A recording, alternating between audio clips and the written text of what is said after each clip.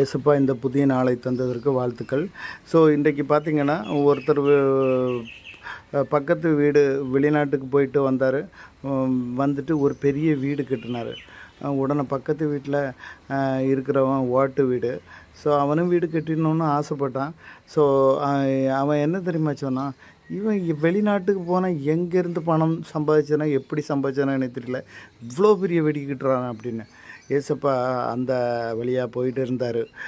போயிட்டு இருந்தப்போ இந்த ஓட்டு வீடுக்காரனுக்கு வீடு கட்டி கொடுக்கணுமே, அவன் ஆசைப்பட்டானே அப்படின்னு. ஆனால் பாருங்கள், இவன் உள்ள முறுமுறுத்தது ஏசப்பா காதில் கேட்டது.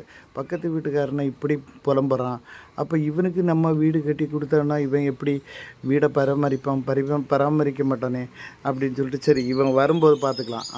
உண்மை அதுதாங்க. துரும்பிலும் இருக்கிறாரு, தூணிலும் இருக்கிறார்.